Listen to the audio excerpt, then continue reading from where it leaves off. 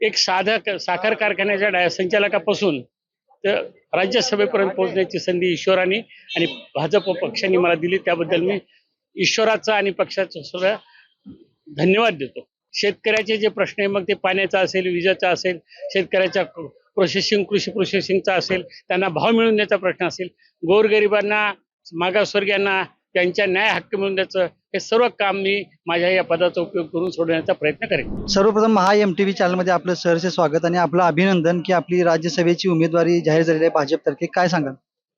मला मनापासून आपल्या मार्फत पक्षश्रेष्ठीला धन्यवाद द्यायचे की माझ्यासारख्या गोरगरीब कार्यकर्त्याला न्याय देण्याचं त्यांनी काम केलं. माझ्या कामाची पावती म्हणून मला या देशातल्या उच्च हाऊसमध्ये संधी दिली. या संधीचा फायदा मी गोरगरिबाच्या कल्याणाकरता पूर्णपणे अर्पण करीन आणि पक्षाबरोबर सगळे लोक आमच्या येतील, कारण पक्षाचे ध्येय धोरण गोरगरिबाला न्याय देण्याचे आहे. यापूर्वीचा आपला राजकीय प्रवास कसा झाला? मी विधान परिषद होतो, महानंदावर होतो, महामंडळाचा अध्यक्ष होतो, राज्यमंत्री दर्जा होता. मला माझ्या घरात कोणी ग्रामपंचायत सदस्य नाही, तरी सुद्धा एक साधा साखर कारखान्याच्या संचालकापासून तर राज्यसभेपर्यंत पोहोचण्याची संधी ईश्वराने आणि भाजप पक्षाने मला दिली, त्याबद्दल मी ईश्वराचा आणि पक्षाचा सुद्धा धन्यवाद देतो. आता आपण राज्यसभेच्या द्वारे दिल्लीमध्ये प्रतिनिधित्व करणार आहात. कोणते प्रश्न आपल्याला तिथं मांडणं महत्वाचं वाटतं? जो कोणी गोरगरिबाचा समाज आहे त्याला न्याय मिळवून देण्याचं काम त्या ठिकाणी करीन. शेतकऱ्याचे जे प्रश्न आहे, मग ते पाण्याचा असेल, विजेचा असेल, शेतकऱ्याच्या कृषी प्रोसेसिंगचा असेल, त्यांना भाव मिळवून द्यायचा प्रश्न असेल, गोरगरिबांना, मागासवर्गीयांना त्यांच्या न्याय हक्क मिळवून द्यायचं, हे सर्व काम मी माझ्या या पदाचा उपयोग करून सोडवण्याचा प्रयत्न करेन.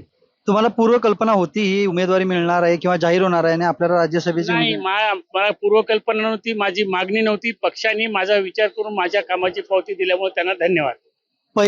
पहिला सर्वप्रथम फोन तुम्हाला कुणाचा आला या उमेदवारी? देवेंद्रजी फडणवीस साहेब.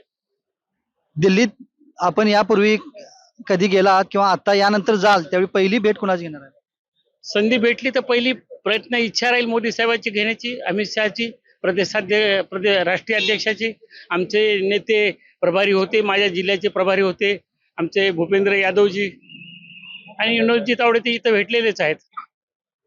आज ही संधी आपल्यासारख्या सामान्य कार्यकर्त्याला मिळते, पक्षाविषयी काय सांगा? मी पक्षाला, कार्यकर्त्यांना एवढंच सांगू शकतो की काम करत राहा. काम जर तुम्ही व्यवस्थित केलं तर पक्ष काही आपला जात पात धर्म काही न पाहता काम म्हणून गोरगरिबाला सुद्धा संधी देते. म्हणून पक्षावर निष्ठा ठेवा आणि काम करत राहा, तुम्हाला एक दिवस संधी मिळणार, हीच पक्षाच्या वतीने मी कार्यकर्त्याला संधी. आता काही दिवसात 8 तारखेला जागतिक महिला दिन आहे. जागतिक महिला दिनानिमित्त पक्षातील महिला पदाधिकारी असतील किंवा जेन झी म्हणून आता जी युवा पिढी आहे त्या सर्व युवतींना आणि महिलांना काय संदेश द्या? मी त्यांना एवढंच सांगेन की गोरगरिबाचं कामं करा.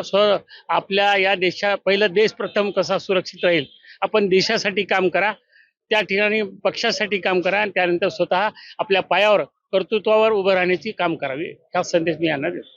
हा राजकीय प्रवास तुमच्यासाठी प्रेरणादायी, त्याचबरोबर सामान्य कार्यकर्त्यासाठी विशेष करून प्रेरणादायी. तुम्ही कोणाची प्रेरणा घेऊन या पक्षामध्ये सामील झालात किंवा राजकारण करायचं किंवा राजकीय वाटचाल करायची, कुणाच्या प्रेरणेतून आपण सुरू केली? मी या पक्षाबरोबर मोदी साहेबांच्या जी पद्धत होती देशाचे पंतप्रधान झाल्यावर आणि विधान परिषदेमध्ये काम करत असताना देवेंद्र फडणवीसचं काम जवळून बघितलं, त्यांच्या कामाची प्रेरणा मला भेटली आणि मी पक्षावर गेलो. आपल्यासोबत होते राज्यसभा उमेदवार, भारतीय जनता पार्टीचे राज्यसभा उमेदवार रामरावजी वडकुते. कॅमेरामन सिद्धेश कांबळीसह मी अभिनंदन परुळेकर, महा MTV मुंबई.